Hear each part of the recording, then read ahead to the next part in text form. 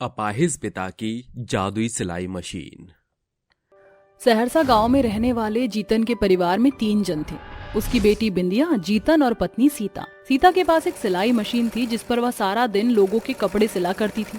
वहीं जीतन खेती बाड़ी किया करता था। उसी की कमाई से घर चलता तो सुरेखा की कमाई बचत में जुड़ती। उनका जीवन कम में भी बेहद खुशहाली में बीत रहा था, मगर फिर एक दिन नियति का चक्रकाल बनकर उनके घर पर आ गिरा। बिंदिया के बापू, मैं जरा बाजार जा रही हूँ, तुम बिंदिया के पास रहना। अरे जरा ठहरो सीता, मैं भी चलता हूँ। जमींदार ने खेतों की खातिर बीज खरीदने के लिए पैसे दिए हैं। बिंदिया बेटी, तू घर में रहना, माँ बापू जल्दी आ जाएंगे। ठीक है पिताजी, मगर लौटते वक्त मेरे लिए जलेबियां जरूर लाना।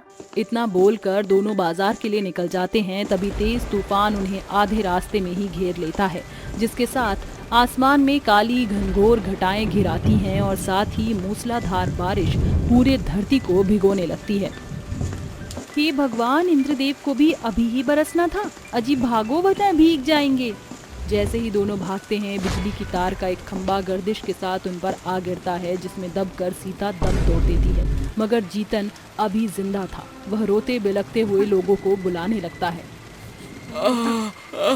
मदद करो, अरे माँ, मेरा पैर। नहीं जीतन, तुझे जीना होगा। तेरे कंधे पर तेरी 12 साल की बेटी की जिम्मेदारी है। ऐसा बोलकर जीतन बड़े जोश के साथ अपने पैर को खींचता है। जीतन की जान तो बच जाती है, मगर उसका एक पैर पूरी तरह कट जाता है। अब एक पैर के सहारे उस गरीब को काम देता भी कौन? पैर खोने के गम ने जीतन का बल तोड़ कर रख दिया था। चुप हो जाओ पिताजी, भगवान जी सब ठीक कर देंगे। माँ भी हमारे साथ है उनकी सिलाई मशीन में। सीता की सिलाई मशीन ने उसे अपाहिज पिता के हाथों को हिम्मत से भर दिया था। इस पिता के पैरों में अभी इतना बल बचा है कि वो अपनी बेटी का पेट भर सकता है। उस दिन से जीवन ने अपनी स्वर्गवासी पत्नी की सिलाई मशीन को कमाई का जरिया बनाया। वो रोज कपड़े सिलता, जिसे जो पैसे आते उन्हीं से उसके घर का चूल्हा जलता। समय गुजरता गया, दिन महीने और महीने साल में ढलते गए। बिंदिया बड़ी हो चुकी थी। एक दिन बूढ़ी जानकी जीतन के घर में आकर कहती है, जीतन, अरे ओ जीतन, कैसा है तू? बस जानकी मौसी, अपाहिज पैरों के साथ गरीबी में गुजारा कर रहा हूँ। बस सारा दिन लोगों के कपड़े सीते रहता हूँ। बदले में जो 4 पैसे आते हैं उससे चूल्हा जल जाता है। अरे बेटा, कभी अपने गरीबी से बाहर आकर आंख उठाकर देख। बिंदिया ब्याह के लायक हो गई है। बेटी जात को सयाना होने में समय नहीं लगता। कुछ सोचा है उसकी शादी के खातिर? अगर नहीं सोचा तो सोचना शुरू कर।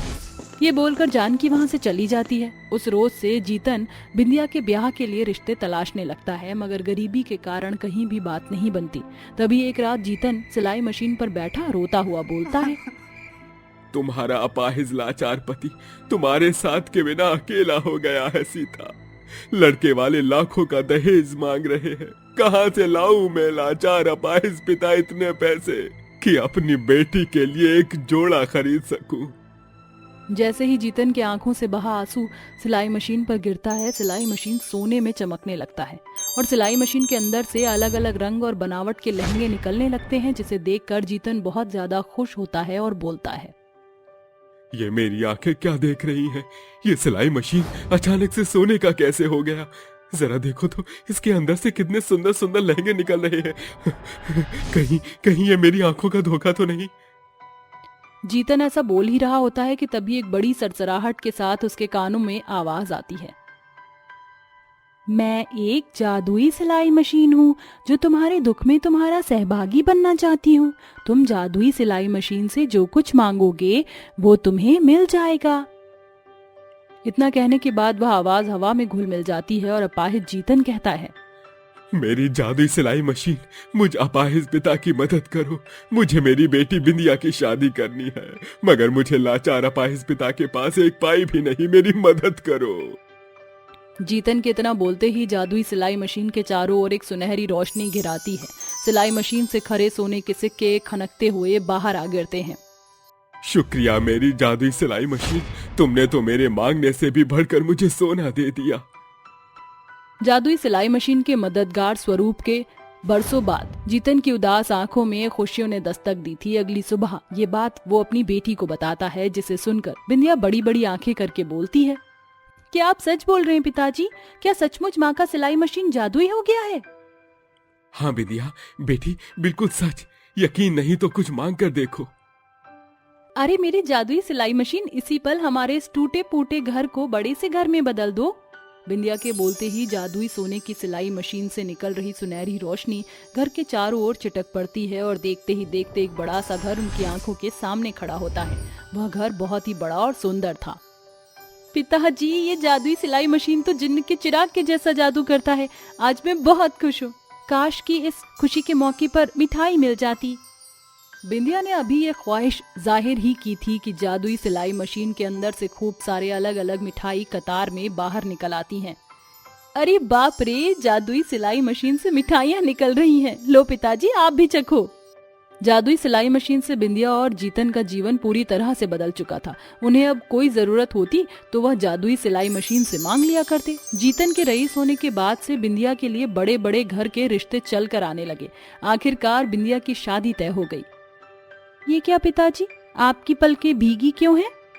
अब मेरी बेटी विदा जो होने वाली है तो पिता की आंखें तो भीगेगी। जानती है बिंदिया, एक बाबुल जब अपनी बेटी की विदाई करता है तब वो एक अजनबी पर भरोसा करके अपने दिल का टुकड़ा दूसरे घर को देता है। तू भी कुछ दिन में चली जाएगी बेटी। बीतते दिनों के साथ बिंदिया की शादी का दिन दस्तक देता है। मेरी जादुई सिलाई मशीन, मेरी मदद करो ताकि ये अपाहिज पिता अपनी बेटी की शादी धूमधाम से कर पाए। फिर जादुई सिलाई मशीन के चारों ओर एक सोने की किरण बिखर जाती है और पूरे घर में सोने के सिक्कों की ढेर लग जाती है, जिसे बेचकर जीतन पूरे गाजे बाजे के साथ अपनी बेटी की शादी की साज सजावट पर खुला खर्चा करता है।